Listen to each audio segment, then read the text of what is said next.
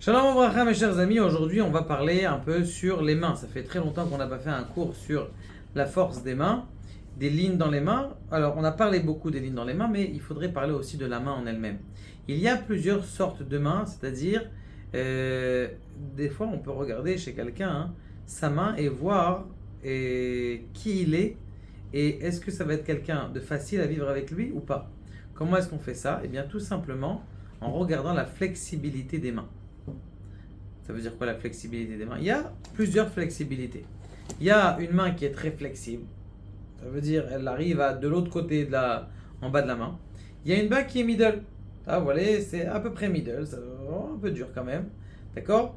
Et il y a une main qui est vraiment dure. Des gens qui n'arrivent même pas à bouger leurs doigts. Vous faites des gros doigts comme ça qui n'arrivent pas à bouger. Ça fait référence à quoi? Eh bien tout simplement la flexibilité des doigts. Ça fait référence à la flexibilité de ta façon de te comporter, de ta chashiva et de ta pensée intérieure. C'est-à-dire, lorsque quelqu'un, eh bien, il a les doigts flexibles, pas trop flexibles. Si c'est très flexible, ça veut dire que quelqu'un, il n'a pas de colonne vertébrale. Et quelqu'un qui n'a pas l'autre corps vertébral, eh bien, il a du mal à avancer dans la vie, surtout pour un homme. Si c'est encore une femme, ça va, elle se tient sur son mari, elle se repose sur son mari. Par contre, si c'est un homme, eh bien, ça serait grave de dire à un homme, eh bien, tu es trop sensible. La sensibilité, de dire à un homme sensibilité, ça le met tout de suite, comment moi je suis sensible alors que je suis censé être un homme. Et donc, un homme justement qui est très frêle comme ça, qui a les doigts qui sont mous, et on peut le voir. Et ça, c'est très important lorsque vous serrez la main de quelqu'un. Vous voulez faire une association, vous serrez la main. Vous voyez comment est-ce qu'il tient la main. S'il a la main rugueuse, ça veut dire que ça ne va pas être un associé qui est doux. S'il a la main qui est trop molle, ça veut dire que vous allez plus donner qu'autre chose et que ça va être plus de votre secrétaire qu'autre chose. S'il a la main qui est normale, avec une pression de main normale, avec une main qui est flexible, ça veut dire que c'est quelqu'un qui, sa pensée, elle est flexible. Plus la pensée, la main de quelqu'un, elle est, comment on appelle ça, elle est dure, plus sa réflexion et sa flexibilité mentale aussi, et sa pensée, elle est dure. Maintenant, ça c'est pour les grands. Attention pour les petits, c'est encore difficile. Par exemple, un petit enfant, que ses mains elles sont trop molles, c'est normal.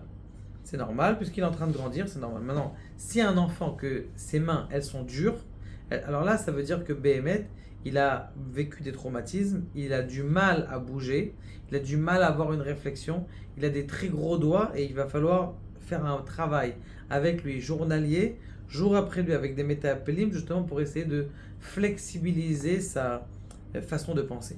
Donc, il n'y a pas que les lignes de la main, c'est les secrets qui sont marqués dans la Kabbalah, c'est vrai, mais la flexibilité aussi, elle montre à une personne combien est-ce que sa pensée, elle est flexible. Et plus vous allez voir comme quelqu'un, il a la main flexible, plus il va être flexible dans sa vie, mais c'est pas très bien. Il faut avoir une flexibilité qui soit meouzenet. Quelqu'un qui a une flexibilité qui est normale, ça veut dire que c'est quelqu'un qui est équilibré. Quelqu'un qui c'est trop mou, ça veut dire que c'est pas un type équilibré, il n'a pas d'Amuda Shidra, ça sera qu'un je dis pas que c'est mauvais, mais ça veut dire que ce sera quelqu'un qui sera toujours nishlat, c'est-à-dire qui sera géré dans sa vie. Et quelqu'un qui est très dur, eh bien c'est quelqu'un qui sera très dur à travailler avec lui. Et chaque chose qu'on va lui dire, eh ben, ça va être une vexation, ou ça va être quelque chose qui est très dur.